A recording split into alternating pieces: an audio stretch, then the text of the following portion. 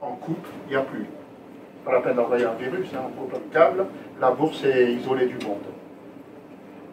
C'est la couche des logiciels et des protocoles, et le pire, celle à laquelle on passe le moins, c'est la couche de la signification, c'est la couche sémantique.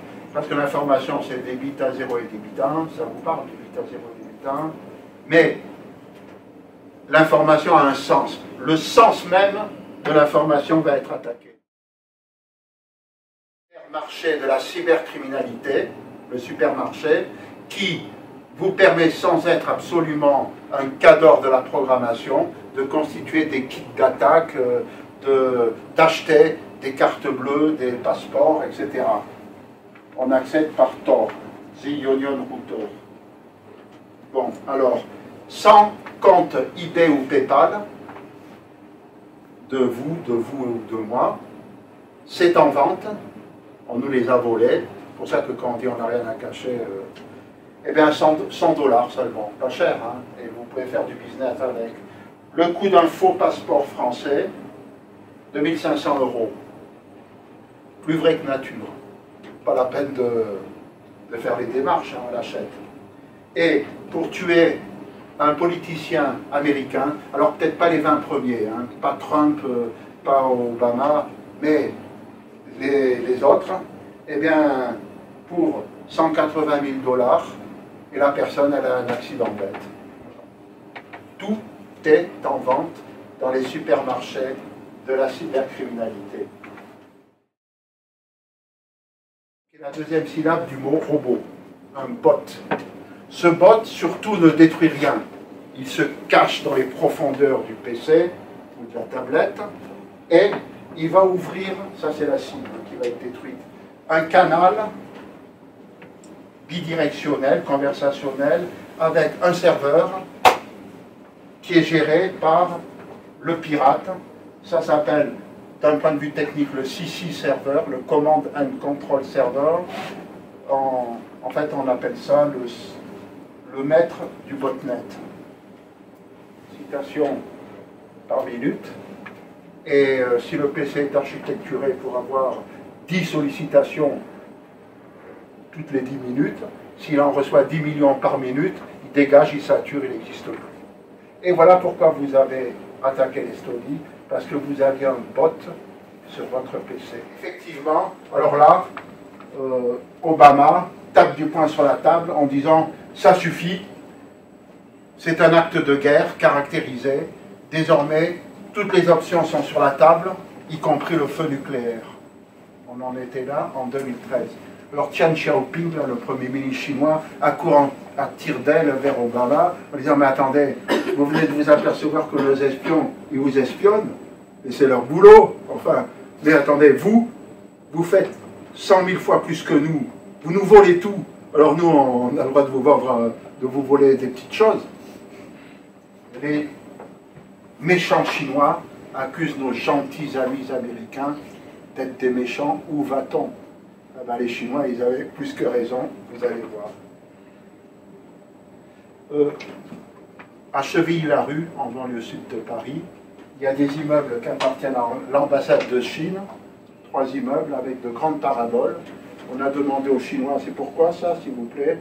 Les Chinois ont dit, c'est pour capter Canal+. D'accord. À partir de là, les Chinois espionnent la France. C'est normal, il ne faut pas pousser les cris d'orfraie. Ils sont chez eux, dans leur ambassade, et les dépendances de l'ambassade. Bon, alors, les Chinois accusent les Américains. Où allons-nous?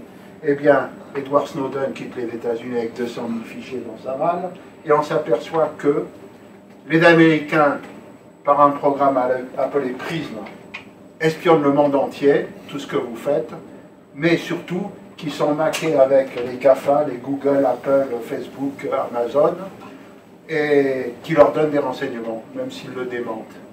Ils ont des super algorithmes pour les traiter. Voilà.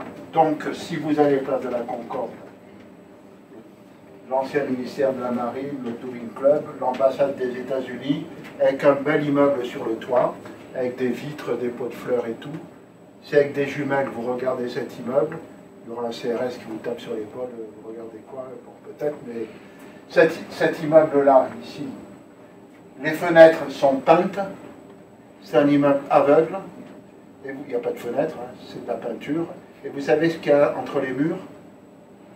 Ben, moi non plus, c'est du secret défense américain, mais on peut s'en douter, entre le palais de l'Élysée et l'Assemblée nationale, mais ça va bien au-delà, les Américains espionnent la France, à partir de là. Et les Français, ils espionnent les autres.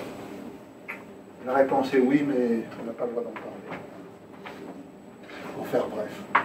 Oui, ah, tiens, je peux voir ça. Bon, on a des... Tant soit peu, votre système d'information, arrive une nouvelle technologie qui... Bon, les APT, les Advanced Persistent Threat, genre Percy, ça se généralise.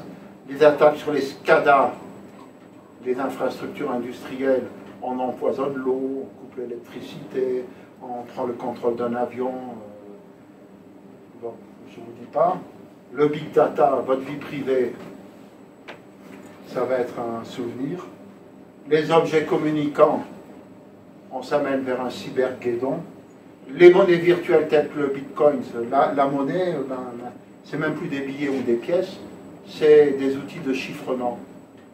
Donc l'économie peut vaciller avec ça. Le high frequency trading, on l'a vu. Donc, où va-t-on? On va vers une cybercatastrophe, sauf que il existe des moyens de réduire le risque. Et c'est ça, la cybersécurité. Pas prévu de vous parler de ça, mais ça fait plusieurs heures en plus, hein, plusieurs semaines. Retenez qu'un petit clic peut engendrer une grosse claque. Que l'imbécile se trouve assis entre votre chaise et votre clavier, autant que ce ne soit pas vous. Donc, on va se méfier. Et avec ça, il y a la cybersécurité.